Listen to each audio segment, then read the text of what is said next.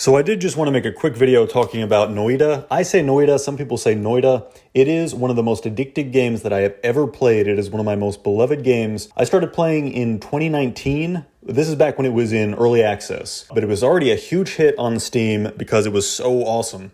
So the whole point of Noita, again, that's my preferred pronunciation, probably wrong, but the whole point is that you are a wizard and you're going to start with 2 wands, and you're going to make your way down to the center of the earth if you possibly can. There is only 1 life, and if you fail, it starts over. It's a roguelike. And it's a true roguelike because you really can't build your character to make them stronger and to kind of like cheese. It doesn't forgive you at all if you've lost 500 times. You have to do it perfectly to win. I have won this game in total about 6 times, and all of those were in 2019. So the reason I haven't talked about Noita recently is because, I got super into it in 2019. You know how it goes. And I made myself tired of it because I had just been playing it nonstop and I was ready to move on. I remembered just this year and I was like, I wonder if it's still as awesomely fun. And indeed it was. And I'm back to being very addicted to it and playing it just constantly. What makes Noita so special? There are a lot of fantasy roguelikes, but Noita takes place within a procedurally generated 2D physics engine.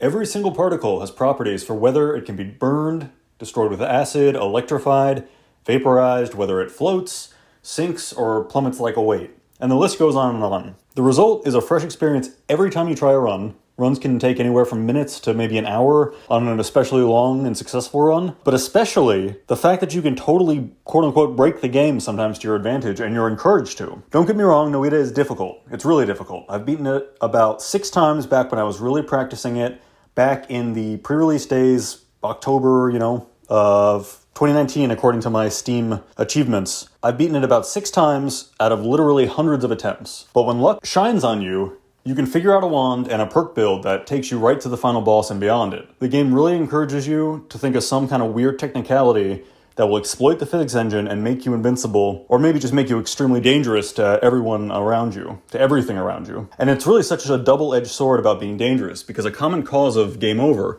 is testing a wand that's too powerful or calibrated in a dangerous way. Don't get me started on advanced wand calibration builds in such a short video. It's the mechanism by which you as the player exert control over all this randomness, and you can basically design any kind of magic you can imagine. So long as the seed, the RNG of your run, and your own good luck allows that. Because the game will, like any roguelike, will give you certain items, but it won't give you access to everything on every run, so you have to improvise a little bit. Here's an example of how I learned to win games. This is by no means the only way, or even an especially good way, but it is the way with which I've personally managed to find success in, like I said, across hundreds of runs, or precisely 6 wins, because the game does track that. And if you know me, you know that I like to find especially cheap and cheesy ways to guarantee easy success. So what I recommend is there's a perk called Teleportitis. And at first I wasn't sure if it was good, but every time I've ever won, I had Teleportitis. So how it works is it's a 20% damage reduction, which on its own is very useful. It's basically just like a flat armor increase. And then the other thing is that it will teleport you to a random area of the level you're currently on every time you take damage. Now this can be very frustrating. If you catch fire or you're soaked in acid or something where you're taking damage over time, you will teleport ping pong all over the map and not be able to control yourself until hopefully you teleport near water or you stop burning. But the fact is, because you have that damage reduction as well, and it's constantly randomizing where you are, you will eventually, in my experience, it will either teleport you somewhere really good, like the bottom of the level, let you skip a level, or it will teleport you to a body of water or something that allows you to stop the teleportation and start looking around. The fact is that when you're getting mobbed with enemies, which is the most common way to die, where just the enemies have cornered you and they're hammering down on your position, teleporting out of that gets you out of game overs constantly. So I really recommend that. The other one that I recommend is, I think it's called Black Hole Generator or something like that. The picture is it's like a pretty circle of like a night sky, or I guess it's supposed to be a black hole. But if you can add those to your wands, and it takes a somewhat powerful wand to generate a black hole, but that is the only thing that can eat straight through. It'll carve a straight tunnel through any substance, and what you can do with that is basically cheese straight down, just drill straight down. And the mechanism of this game is that you start at the surface and you're moving towards this vault of legendary wealth and power which is basically at the center of the earth. So down is always helpful. Again, that's the only way that I've found to reliably win. I don't think I've had a run that was completely 100% successful down to the very core of the earth without teleportitis and some kind of black hole generator to just skip out of situations that are incredibly deadly. And as we're watching this footage, probably got an idea now of how deadly and how insane things can get. So the ability to just dip out in both those ways is really, I would say, the cheesiest. Now, the other cool thing is that the game does keep track of all the monsters you've encountered, all the spells you've tried, all the perks that you've tried. And so in that way, I still call the game roguelike because none of this really helps you on a fresh run, but you can at least, every time you die, you can look at your stats and feel a little better and be like, oh, at least the game remembers the time that I had that other good run. The game will keep track and give you credit for times that you got so far and tried so hard, but in the end it didn't even matter.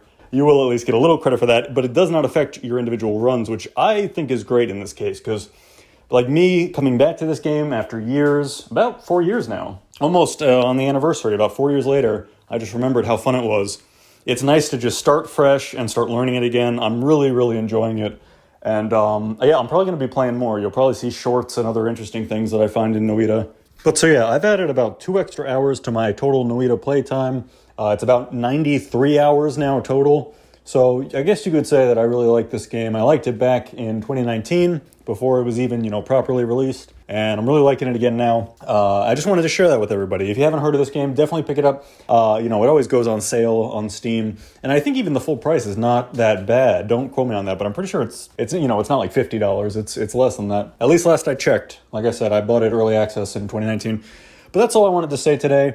Noita is a truly, truly irreplaceable game. If you like falling sand kind of style games or like any kind of physics simulations where, you can make an explosion and that'll make like a shockwave of water and then that puts out a fire somewhere else and that achieves something interesting for you. I really, really recommend it. This game has that and you can sit down and play it for, 2 minutes and maybe just lose a quick run. And if you don't lose, it becomes very, very engrossing. That's really all I have to say. I love Noita and I'll probably make more content about it. And yeah, thanks for listening.